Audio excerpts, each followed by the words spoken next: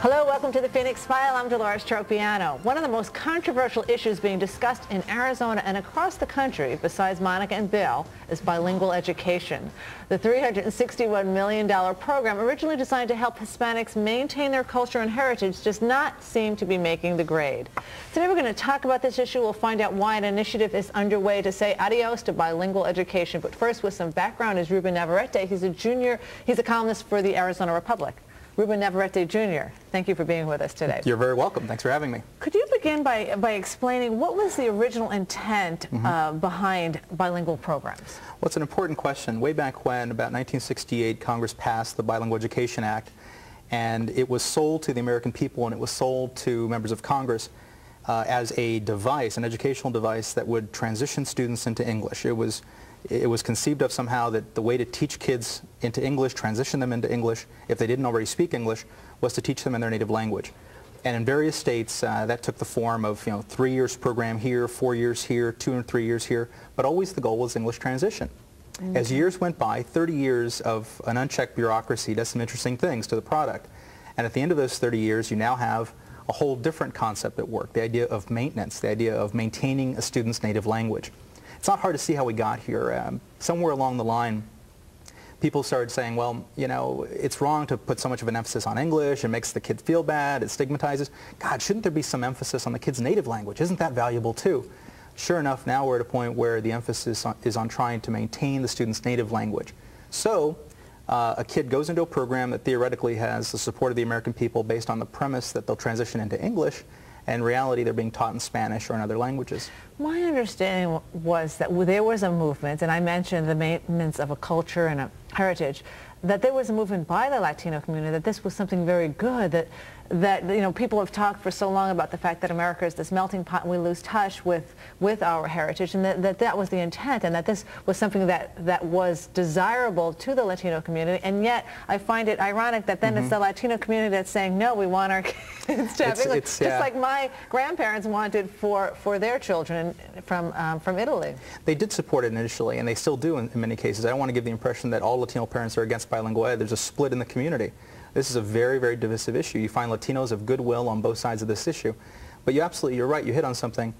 There is this cultural problem, I think, that many Latinos have. Sometimes we make bad decisions, sometimes we support things we shouldn't support. Because, well, they did this to us once upon a time. They did this to our parents. If you ask people why they support bilingual education, you get some of the strangest answers. And one answer you get is stuff that draws back on the history of how Hispanic students were typically treated in public schools. For instance, I interviewed Congressman Ed Pastor once on this issue, and when I asked him about bilingual education, since Congressman Ed Pastor knows very little about bilingual education, along with Senator Jody Lopez and lots of other folks who propose to be experts about this, actually know very little about it, he said something like, well, when I was a kid, they used to wash my mouth out with soap and Globe. So let me get this straight, because Latino kids were once mistreated 50 years ago in public schools, that somehow justifies a program where kids are literally enslaved in these programs and can't be removed from them. It's irrational, but then again, this sort of cultural question are sometimes very irrational. Now, we have two sides. We have those people who want to see reforms. Senator Lopez is one. Could you talk about some of those reforms? Do you think that those opposed to bilingual education as it is today would be supportive of this ideal?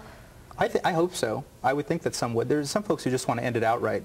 I don't think I fall into that category. I really do think bilingual education can be saved.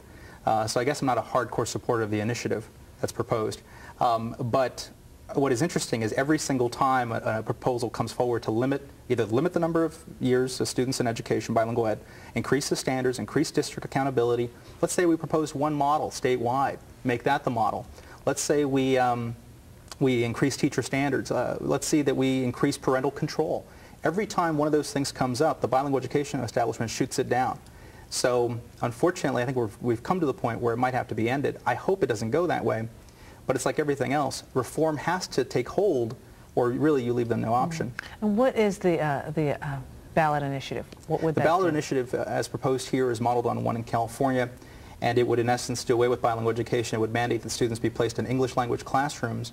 The second most important part of the initiative... Is immersion, is it called? It's called structured immersion, I believe it is. It's 1 year of, no, it's actually sheltered immersion. 1 year of sheltered immersion in a classroom, then students would be transferred into English. it's very similar to an old immersion model. Now, what we're hearing from California, shockingly, is that in the last 6 or 7 months since the California initiative passed, schools there are actually teaching their kids English, and the kids are actually learning. There's a concern that the kids will sink or swim. In California, they're actually swimming, and they may swim here as well. I guess we'll see. And you have been very personally involved in this. You were involved in California as well. Yeah, actually, one of the things I've been beaten around pretty good by, there are lots of Latinos out there who mean well, they're just a little confused, and they don't know a lot about this issue because they haven't been in the classroom. They like it in theory, but they don't know much about how it comes out in practice. I've been beaten over the head because I used to be a consultant for the English for the Children initiative for 4 months in California.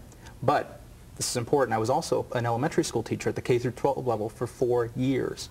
Wow. So there's a real difference, ultimately. We can talk in theory all we want, but independent of how the theory goes, it's the practice that matters. And ultimately how it's playing out in public schools is in many cases a disaster. Okay, and you mentioned it's very controversial. We are going to take a short break. When we come back, we will hear from those who believe in the bilingual program and those who want to ban it. So stay with us for that.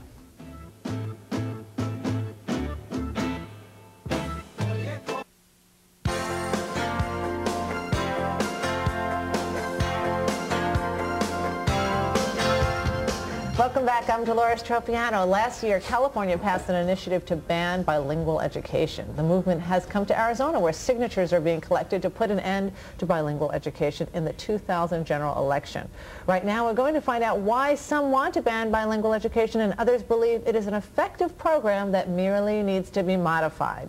And joining me in this discussion are supporters. Dr. Kent Scribner, he's the Director of Multicultural Curriculum at Roosevelt School District, and Dan Wegener, he is Bilingual and ESL Director for Avondale Elementary School, and Hector Ayala, he's the Coya High School, he's with Coya High School in Tucson, he's an English teacher there, and Margaret Garcia Dugan, she's the principal of Glendale High School. And thank you all for joining us.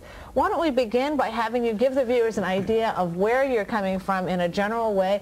Would you gentlemen like to begin and talk about why you feel it's important for us to continue bilingual education? Sure.